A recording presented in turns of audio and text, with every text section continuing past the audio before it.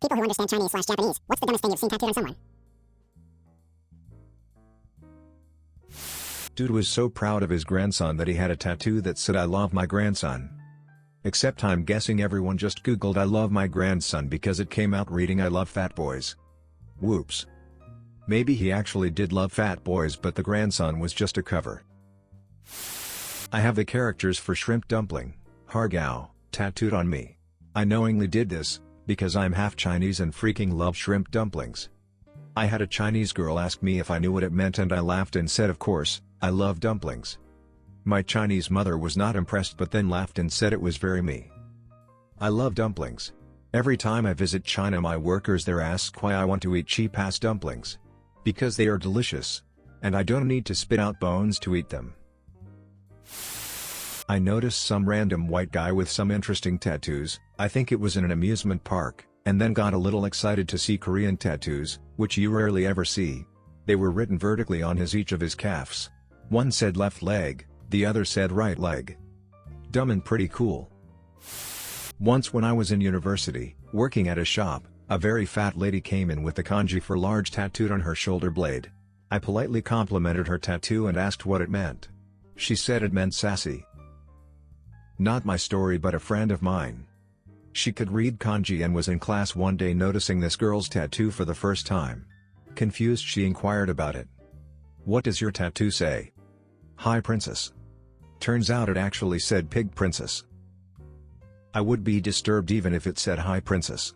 The amount of ego necessary to get that permanently stamped on your skin. That might be why they decided to give her pig princess instead.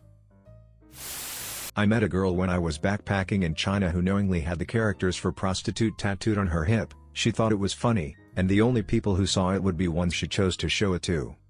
The Chinese guy who was drinking with us in the hostel was horrified, and suggested that she get another tattoo underneath which said "only joking." And a third one, or am I? While stationed in Japan a friend got a tattoo by some random guy outside of base. He wanted some Shindo quote for a prosperous life but instead got the kanji reading something like "fat fish eat long." The Japanese workers just called him Fat Fish for the next 3 years. It caught on like fire, even random people from other commands knew his nickname. I like the idea that this random guy just waits outside military bases to give Americans tattoos of random phrases telling them it's something cool. Took Mandarin in high school. My teacher told us about a woman who had a tattoo of the word. Probably thinking it meant free as in free-spirited. But it actually means free as in no cost. Saw almost the same thing happen once. Girl had what she thought was free spirit on her arm. Another girl who spoke Cantonese told her it actually said free spare ribs. Turns out she went to her local Chinese takeaway and asked them to write down free spirit and they'd misheard her. She was horrified when she found out what it actually meant. Guy had on his arm. Said it meant lover of Asian beauty when in fact it means foreign pervert. Ha ha ha. They stuck with the theme and everything. Love it. I like to imagine he got that at a local tattoo shop and the tattoo artist did that intentionally. Oh, that's definitely what happened. He was pissed when I told him. I speak Mandarin, and it works both ways. Here's one in reverse. On the beach in Taiwan I saw a huge, and I mean huge, ripped Taiwanese guy walking on the beach in Hualien with his girlfriend.